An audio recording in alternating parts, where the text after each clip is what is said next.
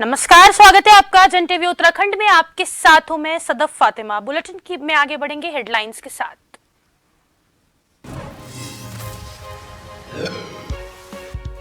नमामि मां Gange project site पर current फैलने का मामला, मौतों का आंकड़ा पहुंचा 16। सीएम धामी ने दिए मजिस्ट्रेट जांच के आदेश। मृतकों के परिजन को 5-5 लाख के मुआवजे का ऐलान। उत्तराखंड के शहरी विकास मंत्री ने स्मार्ट सिटी कार्यों का किया निरीक्षण। अधूरे निर्माण कार्य जल्द पूरे करने के दिए निर्देश। खुले गड्ढे जल्द भरने के दिए निर्देश।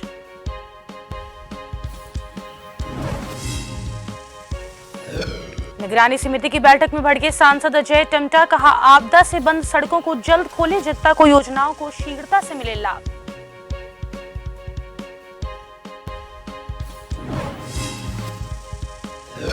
भगवान बद्री विशाल धाम में पहुंचे तीर्थयात्रियों ने इस बार तोड़ा रिकॉर्ड। अब तक 11.5 लाख से ज्यादा श्रद्धालुओं ने किए दर्शन।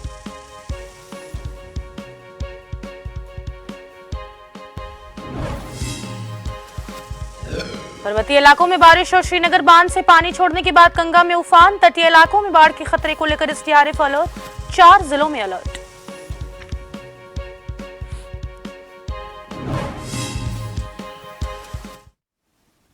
और अब देखेंगे खबरों को विस्तार से। उत्तराखंड के चमोली जिले में अलकनंदा नदी के तट पर बिजली का एक ट्रांसफार्मर फटने से 16 लोगों की मौत हो गई और कई लोग घायल हो गए हैं। मृतकों में 3 पुलिस इंस्पेक्टर और 3 होमगार्ड शामिल हैं। घायलों को जिला अस्पताल में भर्ती कराया गया है। मुख्यमंत्री पुष्कर सिंह धामी ने लोगों की मौत पर गहरा दुख व्यक्त किया और घायलों के लिए 1 लाख और मृतकों के परिवारों के लिए 5 लाख रुपए के मुआवजे का ऐलान किया है। सीएम ने घटना की मजिस्ट्रेट जांच के आदेश दिए हैं।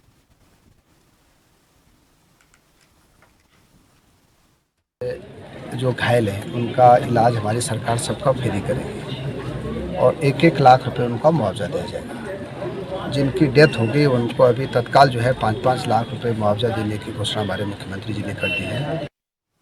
चमोली हादसे में घायल लोगों से मुलाकात के लिए सीएम पुष्कर सिंह धामी ऋषिकेश पहुंचे हैं। सीएम ने यहां एम्स में घायलों के हालचाल जाने। धामी ने डॉक्टर्स से इलाज के बारे में जानकारी लेते हुए उन्हें हर संभव का भरोसा दिलाया।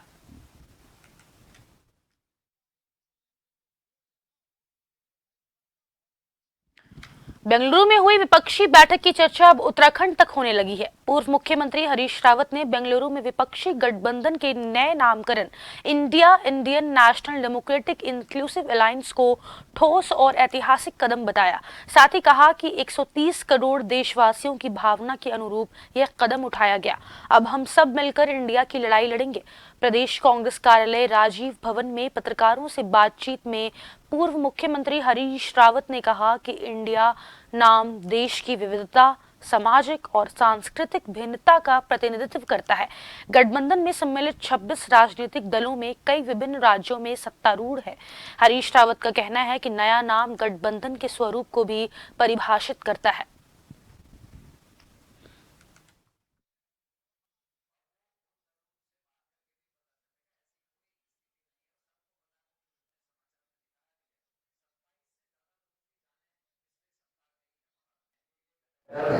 इस समय देश के चेहरे को पहले बचाना है, संविधान के चेहरे को बचाना है, कंसेप्ट इंडिया के चेहरे को बचाना है। स्वतंत्रता संग्राम ने जो भारत हमको दिया है उस भारत के स्वरूप को बचाना है और उसके लिए हम एक हैं। और जिस समय 2024 में इस एनडीए को पराजित करेंगे, इंडिया जीतेगा, आप चिंता न करिएगा। हम चंद मिनटों के अंदर नेता का तय कर लेंगे। हरिद्वार एसएसपी अजय सिंह के औचक निरीक्षण से पुलिस कर्मियों में हड़कंप मचा हुआ है। एसएसपी अजय सिंह ने मंगलवार की शाम करीब 2:30 बजे से 4 बजे के बीच हरिद्वार पुलिस कार्यालय की शाखाओं का औचक निरीक्षण किया तो उनमें कार्यालय की विभिन्न शाखाओं में 11 महिला कांस्टेबल सहित कार्यरत 25 कर्मचारी अनुपस्थित पाए गए, जिस पर कड़ा रुख लेते हुए काम नहीं तो दाम नहीं के आधार पर 25 कर्मचारियों को नोटिस जारी करते हुए 1 दिन की वेतन कटौती और अग्रिम आदेश तक 25 कर्मचारियों के वेतन रोकने के आदेश जारी किए गए। मुख्यालय के अलावा जिले भर के पुलिसकर्मियों में हड़कंप मचा है। कांवड़ यात्रा चूंकि समाप्त हुई थी, उसके बाद सभी लोग को निर्देश थे कि काफ़ी सारे काम इसमें जो पेंडिंग हो जाते हैं, साथ ही साथ इसमें बहुत सारे पब्लिक जो आ रही जिनके काम रुक जाते हैं, इस कारण से सभी को निर्देश दिए गए थे कि ऑफिस में लगातार निरंतर उपस्थित रहकर कार्य करें, जो भी चीज़ें हैं उसको सुचारू रूप से फिर से कार्यों को किया जाए। इसको देखते हुए कल एक औचक इसमें चेक कराया गया था, तो इसमें 25 पुलिसकर्मी पता चला कि विभिन्न अपने डेस्क पर या ऑफिस में मौजूद नहीं थे, इसमें इंस्पेक्टर से लेकर अन्य कर्मचारी भी थे, तो उनका एक दिन का वेतन कटौती की गई, चूंकि वो कार्य पर नहीं थे, और साथ ही साथ इसमें 23 लोग का जो है वेतन अगले आदेश तक रोक दिया गया है। उनके स्पष्टीकरण मांगा गया है और स्पष्टीकरण उपरांत इसमें आगे के फिर इसमें निर्णय लिया जाएगा। आगे बढ़ेंगे। देहरादून में सीएम धामी ने चमोली में हुई घटना को लेकर मृतकों के आश्रितों को 5-5 लाख रुपए का ऐलान किया है। वहीं घायलों को 1-1 लाख रुपए की राहत राशि अविलंब प्रदान करने के निर्देश दिए हैं। केंद्रीय गृह मंत्री अमित शाह ने फोन कर सीएम धामी से चमोली घटना के संबंध में जानकारी ली है। बता दें कि पीएम कार्यालय को भी घटना की पूरी जानकारी दी गई है।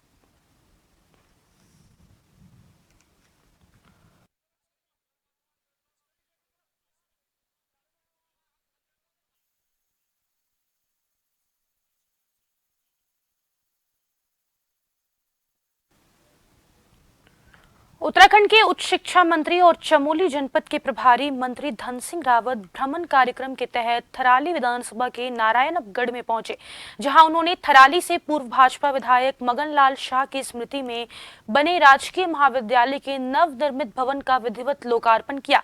इस दौरान उनके साथ थराली विधायक भूपाल राम टमटा, भाजपा जिलाध्यक्ष रमेश मैखुरी और पूर्व थराली विधायक मुन्नी देवी शाह भी मौजूद रही। लोकार्पण कार्यक्रम में पहुंचे उच्च शिक्षा मंत्री का छात्र छात्राओं ने फूल मालाओं से स्वागत किया।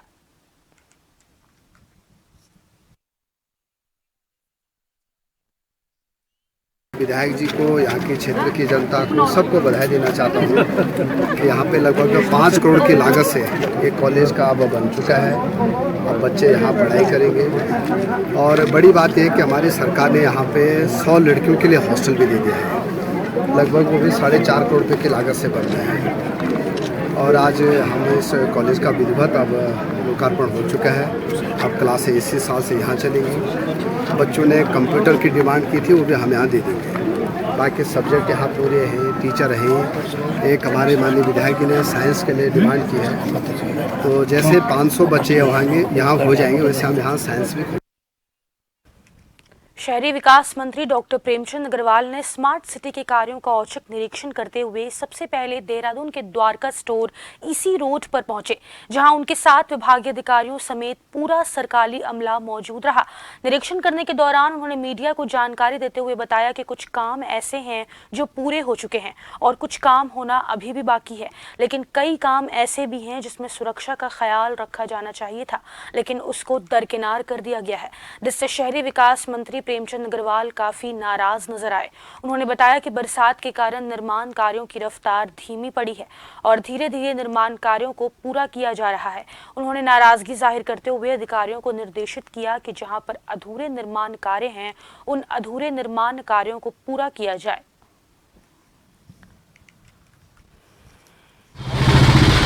देखिए, जिस जगह पे मैं खड़ा हूँ इसे एसी रोड बोलते हैं और यहाँ पे ड्रेनेज का, सड़क का, ये सब काम साथ साथ चल रहे हैं। काम जिस प्रकार से चल रहे हैं उसमें ये बात तो ठीक है, काम उसको थोड़ा सा अभी गति पकड़ रहा है, बारिश के कारण थोड़ा दिक्कतें आई हैं, लेकिन मेरा मानना व्यक्तिगत रूप से ये है कि सुरक्षात्मक दृष्टि से भी ये काम होने चाहिए थे। अब ऐसी स्थिति में जब इन्होंने काम पूरे नहीं किए सुरक्षात्मक दृष्टि से, वो मुझे थोड़ा लापरवाही दिख रही है। ऐसे में कोई अनहोनी घटना न हो जाती तो उसको लेके मैंने इनको बहुत कड़ाई से निर्देश दिए हैं, कम से कम बैरिकेडिंग लगे, जहाँ स्लैब पड़ने चाहिए वहाँ स्लैब पड़े। सांसद अजय टमटा ने विकास भवन सभागार में जिला विकास समन्वय और निगरानी समिति की बैठक ली है।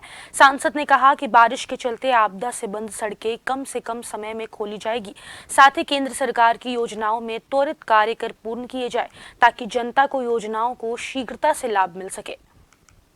सांसद बागेश्वर धारी डोबा गिरिछीना सड़क मार्ग की गुणवत्ता के साथ ही नालियां न बनाने, सड़क किनारे गलत तरीके से टाइल्स लगाने के साथ ही सड़क किनारे क्रैश बैरियर न लगाने पर नाराजगी व्यक्त करते हुए अवशेष धनराशि अवमुक्त न किए जाने के भी निर्देश दिए।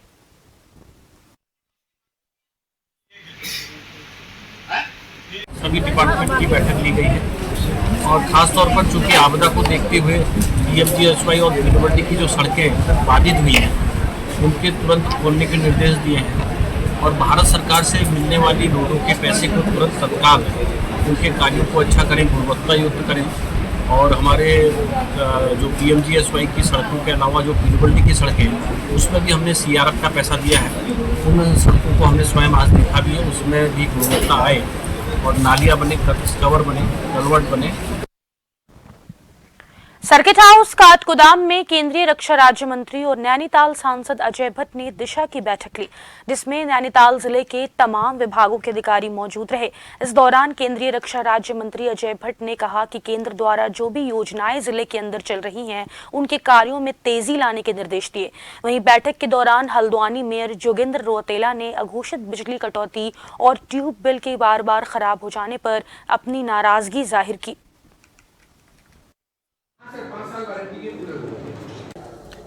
सभी जनप्रतिनिधियों ने जितने भी विषय थे उन पर अपना खुलकर विचार रखा है और उसका निराकरण भी बहुत अच्छी तरह से यहीं पर हुआ है।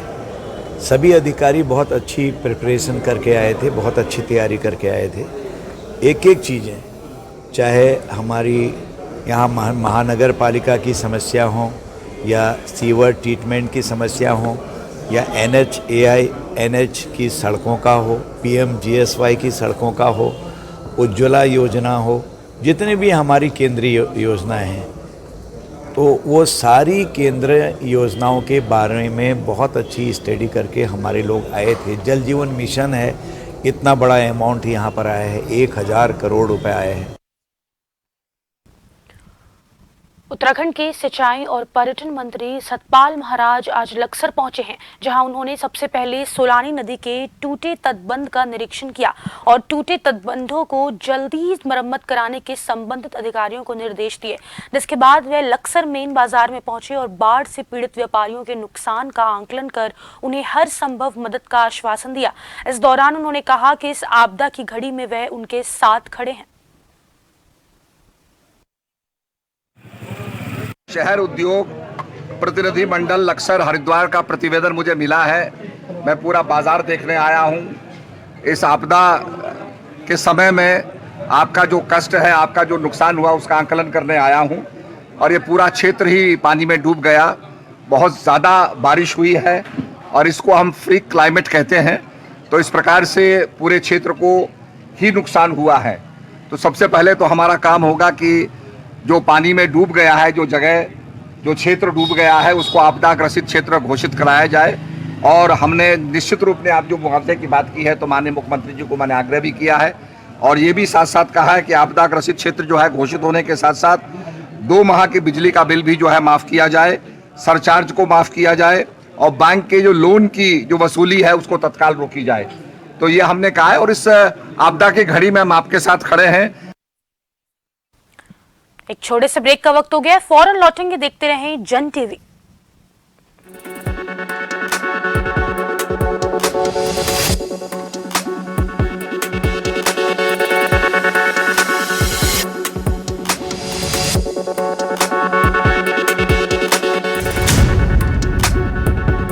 सरकारी विद्यालयों में पढ़ रहा कोई भी बालक अब पाठ्य पुस्तकों से वंचित नहीं रहेगा। पाठ्य पुस्तकों के अभाव में अब किसी भी विद्यार्थी की पढ़ाई नहीं होगी बाधित, क्योंकि उत्तराखंड की धामी सरकार ने शिक्षा को सर्वसुलभ बनाने की दिशा में ये निर्णय लिया है कि सरकारी विद्यालयों में कक्षा 1 से लेकर कक्षा 12 तक अध्ययनरत समस्त विद्यार्थियों को पाठ्यक्रम की पुस्तकें अब स्कूल में ही निःशुल्क उपलब्ध कराई जाएंगी। सरकार द्वारा हमें स्कूल में ही निःशुल्क पुस्तकें उपलब्ध कराई जा रही हैं, जिससे मैं बहुत खुश हूँ। गरीब परिवारों के बच्चे अब बिना किताबों के स्कूल नहीं जाएंगे। धामी सरकार के इस भगीरथ प्रयास से राज्य के सरकारी विद्यालयों में पढ़ रहे 10,83,000 से अधिक बच्चों को इस योजना से प्रत्यक्ष लाभ होगा। आर्थिक परिस्थितियों के कारण पहले काफी बच्चे पुस्तकें नहीं खरीद पाते थे। निर्बल और विशेष श्रेणी के जिन छात्र छात्राओं को पुस्तक क्रय करने के लिए सरकार के द्वारा पैसा उपलब्ध कराया जाता था, उसमें भी कई बार विलम्ब हो जाता था। अब सरकार प्रत्येक वर्ग के विद्यार्थियों को विद्यालयों में निःशुल्क पुस्तकें उपलब्ध करा रही है। निश्चित रूप से इससे लाखों विद्यार्थियों को लाभ प्राप्त होगा। पहले किताबें खरीदने के लिए हमें दुकानों के चक्कर लगाने पड़ते थे। कई बार किताबें दुकानों पर समय से नहीं मिल पाती थी। अब किताबें स्कूल में ही मिलती हैं, वो भी बिल्कुल मुफ्त। धामी सरकार ने ठाना है शिक्षा की अलख जगाना है, शिक्षा को सर्वसुलभ करके उत्तराखंड को अग्रणी राज्य बनाना है। जल संरक्षण से जुड़े अभियानों में जनता जनार्दन को, सामाजिक संगठनों को, सिविल सोसाइटी को भी ज्यादा से ज्यादा हमें जोड़ना होगा, साथ लेना होगा। माननीय प्रधानमंत्री श्री नरेंद्र मोदी जी के इसी मंत्र को आत्मसात करते हुए मुख्यमंत्री श्री पुष्कर सिंह धामी के कुशल नेतृत्व में सरकार जल संरक्षण की दिशा में अनेक कदम उठा रही है। बारिश के पानी को सहेजने के लिए जनभागीदारी से जाल खाल, खंती निर्माण के पारंपरिक तौर तरीकों को अपनाया जा रहा है। वर्षा जल संचयन के लिए सरकार प्रदेश भर में जलाशयों, झीलों और चेक डैम निर्माण को भी प्रोत्साहित कर रही है। लोग जरूरत के हिसाब से पानी खर्च करें, इसके लिए प्रथम चरण में करीब 44 शहरी क्षेत्रों में हर पेयजल कनेक्शन पर मीटर लगाए जा रहे हैं। सरकार ने हर जिले में एक सूखती नदी पुनर्जीवित करने का खाका तैयार किया है। इसके लिए नदियों के कैचमेंट एरिया में जल संरक्षण में सहायक पौधों के रोपण के अलावा पारंपरिक जल स्रोतों के संरक्षण पर ध्यान केंद्रित किया जा रहा है। पानी की बूंद बूंद को बचाने के लिए सरकार सिंचाई के लिए ड्रिप और माइक्रो स्प्रिंकलर से जुड़ी योजनाओं को बढ़ावा दे रही है। पानी की बूंद बूंद को बचाना हम सबकी जिम्मेदारी है। आइए जल संरक्षण में हम सभी भागीदार बने। जल है तो कल है।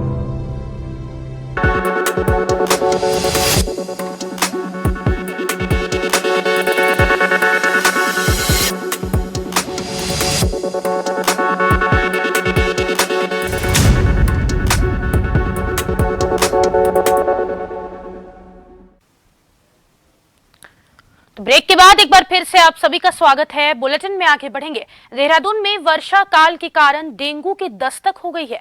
डेंगू के मामले आने के बाद नगर निगम भी नींद से जाग गया है। रोकथाम के लिए नगर निगम ने भी अधीनस्थों को दिशा निर्देश जारी किए हैं। आशा आंगनबाड़ी कार्यकर्ता घर घर सर्वे कर रही हैं।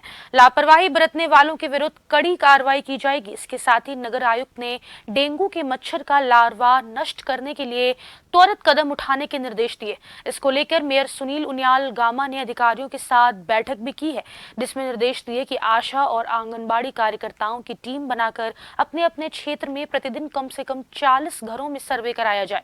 वहीं सुनील उनियाल गामा का कहना है कि डेंगू से बचने के लिए घर की साफ सफाई करना सबसे ज्यादा जरूरी है।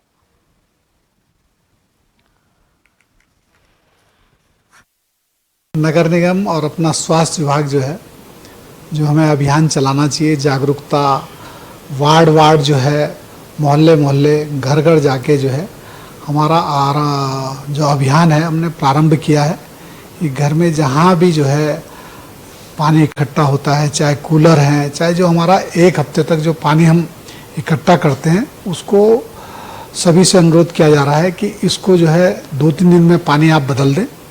चाहे कूलर हैं, गमले हैं, जहाँ पानी इकट्ठा होता है, साफ पानी जहाँ इकट्ठा होता है, उसको ना इकट्ठा होने दें। और ये जो हमारा डेंगू का जो लार्वा है, जो लार्वा कहीं नहीं पनपेगा तो डेंगू का प्रकोप कम होगा। रुड़की के भगवानपुर पुलिस को सूचना मिली कि कस्बा भगवानपुर में घर में घुसकर एक युवक ने दूसरे युवक पर गोली चला दी है। घटना की गंभीरता को देखते हुए तुरंत पुलिस मौके पर पहुंची, जहां पर युवक गंभीर रूप से घायल मिला। वहीं घर में घुसने वाले आरोपी युवक को भी स्थानीय लोगों ने पकड़ लिया है। दोनों घायल युवकों को रुड़की के सरकारी अस्पताल में उपचार के लिए लाया गया।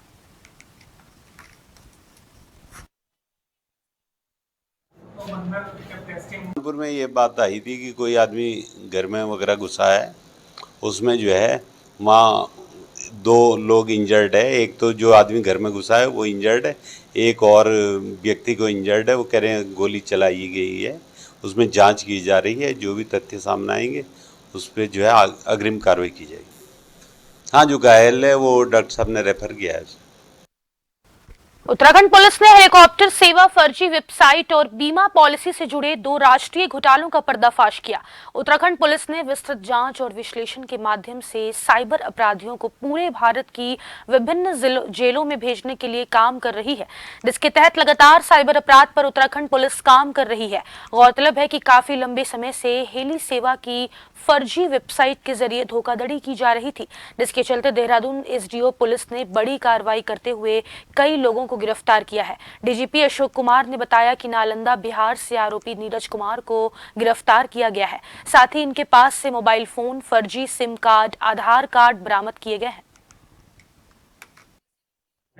देखिए, उत्तराखंड में केदारनाथ जी की यात्रा को लेकर के हेली टिकट्स के फ्रॉड हमारे सामने आ रहे थे। हमने इसके केसेस को रजिस्टर किया और विवेचना एसटीएफ को ट्रांसफर की। तो हमारे एसटीएफ के साइबर क्राइम थाने ने जो है इसमें इन्वेस्टिगेशन किया और एक बहुत बड़ा गैंग पकड़ा है नालंदा और नवादा बिहार से। उसमें gang leader Neeraj Kumar identify हुआ है और इनके पास से बहुत सारे मोबाइल, सिम कार्ड, आधार कार्ड फर्जी सब मिले हैं और इनके खिलाफ पूरे जब इन मोबाइलों को, आधार कार्ड का और सिम कार्ड का पूरा एनालिसिस किया गया तो देश भर में इनके खिलाफ 6100 शिकायतें हैं और 280 एफआईआर दर्ज पाई गई।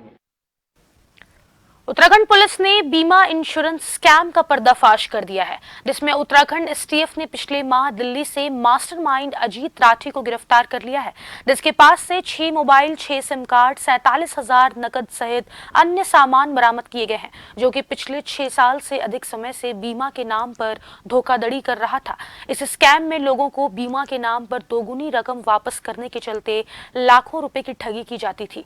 ऐसा ही मामला उत्तराखंड में रहने वाले वरिष्ठ नागरिक के साथ हुआ है, जिसमें 42 लाख की धोखाधड़ी पर मुकदमा दर्ज किया गया है, जिसके तहत उत्तराखंड एसटीएफ द्वारा बीमा फ्रॉड से जुड़े साइबर क्रिमिनल्स की कमर तोड़ने का काम लगातार किया जा रहा है। जो इतना काम कर रहे हैं उसको हैंडलिंग के लिए भी तो हमारे यहाँ एक कंप्लेनेंट आए थे 82 साल के, उनके साथ 42 लाख का इंश्योरेंस के नाम पे फ्रॉड हो गया। वो बेचारे कई सालों तक ये समझ करके जेन्युइनली कि मेरी बीमा किस्तें जा रही हैं, इनमें किस्तें भरते रहे और तब जब उसको पता चला तो उसने हमारे साइबर थाने को रिपोर्ट किया। तो इसमें हम एक गैंग लीडर पकड़ करके लाए अजीत राठी गाजियाबाद से, जिसके पास से हमें बहुत सारे मोबाइल मिले हैं, सिम कार्ड मिले हैं और उसके खिलाफ इन मोबाइल और सिम कार्ड के डाटा के बेसिस पे हमने जब मिलान किया है तो 1400 शिकायतें और 72 एफआईआर मिले हैं देश भर में। तो इसके खिलाफ भी हम लोग गैंगस्टर एक्ट में कार्रवाई करेंगे और सभी डीजीपीज को लिखेंगे कि वो लोग भी अपने स्टेट के केसेस जो है वो करें और इसके जो बाकी मेंबर्स हैं उनको भी गिरफ्तार करके लाएंगे।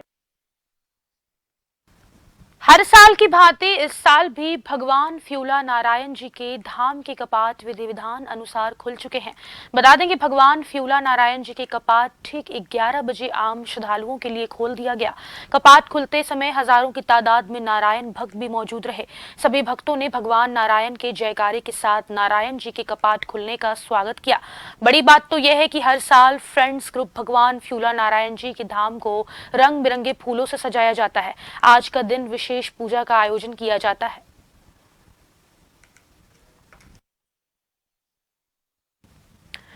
भगवान बद्री विशाल जी के धाम में इस वर्ष भी रिकॉर्ड तोड़ तीर्थयात्रियों ने नारायण जी के दर्शन प्राप्त करने पहुंच रहे हैं। बता दें कि अब तक 11,62,700 तीर्थयात्री भगवान नारायण के दर्शन प्राप्त कर चुके हैं। आजकल भगवान बद्री विशाल जी के धाम को रंग बिरंगे फूलों से सजाया गया है, जिसके चलते तीर्थयात्री भगवान बद्री विशाल जी के अद्भुत दर्शन प्राप्त कर रहे हैं।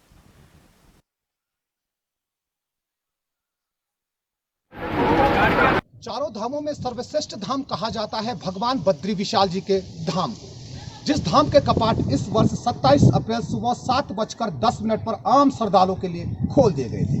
बड़ी बात तो यह है कि भगवान बद्री विशाल जी के धाम में अब तक 11 लाख से अधिक तीर्थयात्री भगवान बद्री विशाल जी के धाम के दर्शन प्राप्त कर चुके हैं। आपको बता दें कि आजकल भगवान बद्री विशाल जी के धाम को रंग बिरंगे फूलों से सजाया गया है, जिस कारण नारायण धाम इस वक्त बेहद खूबसूरत दिखाई दे रहा है। हालांकि बद्री धाम में अभी भी हजारों की तादाद में देश और विदेश के कोने कोने से पहुंचे हुए तीर्थयात्री भगवान बद्री विशाल जी के धाम में मौजूद हैं। कैमरामैन साथी अविनाश डुंगराल के साथ नवीन सिंह, जोशीमठ।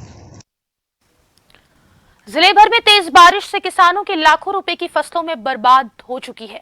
किसान अपने खेतों में जाकर अपनी फसल को देख रहा है, लेकिन बुवाई होने के तुरंत बाद हुई भारी बारिश से खड़ी फसल लगभग खत्म हो गई है। भारतीय किसान यूनियन रोड के राष्ट्रीय अध्यक्ष पदम सिंह ने बताया कि इस दौरान किसानों की हुई फसल बर्बादी को लेकर अगर धामी सरकार और प्रशासन ने जल्दी किसानों को मुआवजा नहीं दिया तो अनिश्चितकालीन धरना प्रदर्शन करने को मजबूर होना पड़ेगा।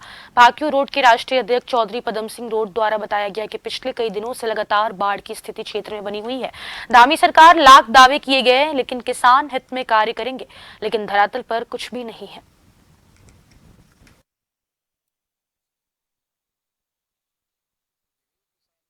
अभी 70% नुकसान हो चुका है गन्ने में और इसमें धान में, और जो चारा था वो तो बिल्कुल ही खत्म हो चुका है डंगरों का। तो यहाँ से बिल्कुल किसान का 70-80% नुकसान है। सरकार ने आज तक कोई सर्वे नहीं कराया, ना कोई यहाँ जांच कराई, ना कोई पड़ताल कराई, सिर्फ वहीं बैठ कर अपना रिपोर्ट भेज देंगे। अगर हमने रिपोर्ट भेज दी और आपको मुआवजा मिल जाएगा, वो फिर क्या करें 500 या 1000 रुपये का मुआवजा दिखाओगे, 1800 किसान की और बेचती उसमें। तो यहाँ तो हम चाह रहे सरकार इसका यहाँ से सर्वे करावो गांव दर गांव और फसल का आंकलन करे कितनी नुकसान हुआ किसान का, और उसी हिसाब से मुआवजा दिलवाओ। बारिश से एक और आम जनजीवन अस्त व्यस्त है, तो वहीं बारिश से बीमारियां भी पनपने लग गई है। खासकर बरसात में होने वाली बीमारियां बच्चों में देखी जा रही है। बेस चिकित्सालय कोटद्वार में पहुंचने वाले बीमार बच्चों की संख्या ज्यादा है। बाल रोग विशेषज्ञ डॉक्टर हरेंद्र कुमार ने बताया कि बरसात में जल जनित रोग ज्यादा होते हैं।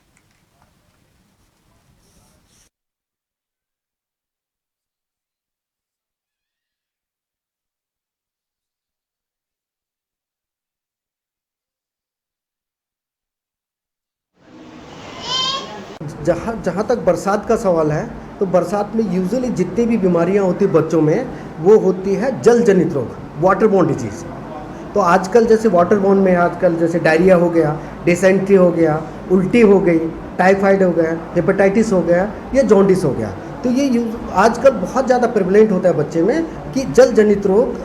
कोई बच्चे मैक्सिमम बच्चे आज कर रहे हैं, या आजकल सर्दी जुकाम वाले, तो मौसम सडन चेंज होने की वजह से बच्चों की थोड़ा इम्यूनिटी में इफेक्ट आता है, जिसकी वजह से बच्चों को दिक्कतें होने लगती हैं। और इस वक्त के लिए जन उत्तराखंड में बस इतना ही। देश और दुनिया की तमाम खबरों को सबसे पहले देखने के लिए बने रहें जन टीवी के साथ। नमस्कार।